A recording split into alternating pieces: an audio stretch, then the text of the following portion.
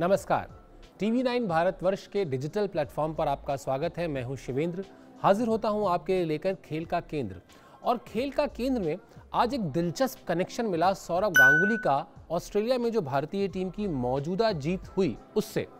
ये कनेक्शन की कहानी क्या है ये मैं आपको बताऊंगा। उससे पहले याद कीजिए वो ब्रिस्बेन टेस्ट मैच जब चेतेश्वर पुजारा एक के बाद एक गेंद अपने शरीर पर खा रहे थे, यानी उनको चोट लग रही थी, लेकिन वो एक छोर विकेट का संभाले हुए थे। ऑस्ट्रेलियाई गेंदबाजों ने भी इंश्योर किया कि उनको लगातार शॉर्ट पिच गेंद फेंकी जाए, बाउंसर्स डाली जाएं, ताकि वो कोई गलती कर बैठें, कोई ऐसा शॉट खेल बैठें जिससे उनका विकेट चला जाए और उन्हें चोट लगती रहे। बावजूद इसके चेतेश्वर पुजारा ने अपना संघर्ष जारी रखा और अर्धशतक लगाया। अगर जो ब्रिस्बेन टेस्ट मैच की जीत है उसकी नींव शुभमन गिल ने रखी, तो उसको आगे बढ़ाने का काम चेतेश्वर पुजारा ने किया और उसके बाद उसे मंजिल तक पहुंचाया ऋषभ पंत ने और भारतीय टीम ने इतिहास रचा। लेकिन इस जीत का सौरव गांगुली से क्या कनेक्शन है, ये दिलचस्प कनेक्शन आपको बताता हूं।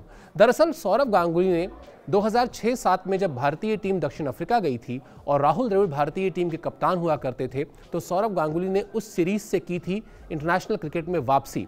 आपको याद होगा ग्रेग चैपल से विवाद के बाद सौरव गांगुली को भारतीय टीम से बाहर कर दिया गया था और ये वही दक्षिण अफ्रीका का मशहूर दौरा था जब सौरव गांगुली ने भारतीय टीम में वापसी की थी। दिलीप वेंगसरकर चीफ सिलेक्टर होते थे और उन्होंने ही सौरव गांगुली की वकालत की थी, ये कहते हुए कि सौरव गांगुली में अभी काफ़ी दमखम बाकी है।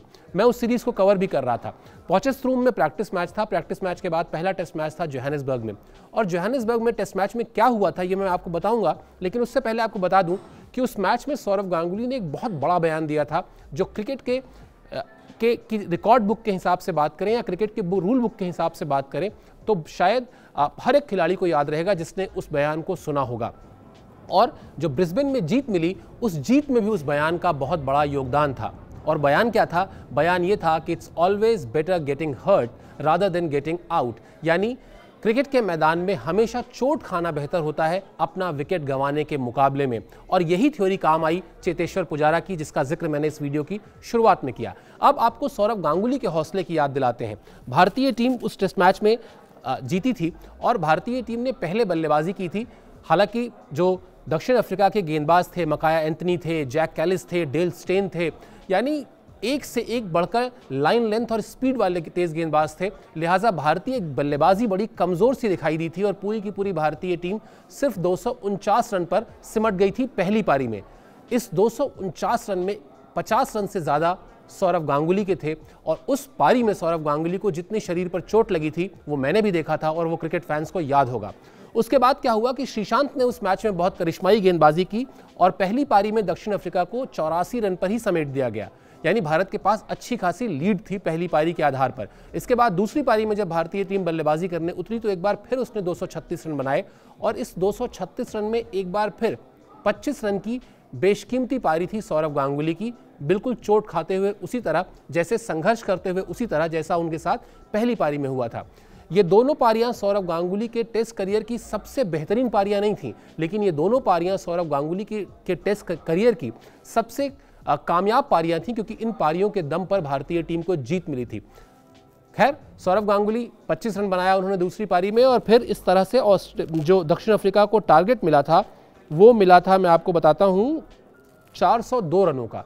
जाहिर सी बात है टेस्ट मैच की चौथी पारी में 402 रन का टारगेट बहुत बड़ा टारगेट होता है और दक्षिण अफ्रीका वो टीम 100 रन से ज़्यादा के अंतर से अपने घर में हार गई थी। मैच का तीसरा दिन था जब सौरव गांगुली प्रेस कॉन्फ्रेंस के लिए आए थे और हम लोग सब उस प्रेस कॉन्फ्रेंस में थे। चूंकि जैसा मैंने शुरुआत में बताया कि ये उनकी वापसी के बाद पहली अंतर्राष्ट्रीय सीरीज थी, तो उनसे कई सवाल किए गए, जिसमें एक सवाल ये भी था कि उनके जीवन में क्रिकेट की क्या अहमियत है, जिस पर उन्होंने कहा था कि life is not only about cricket.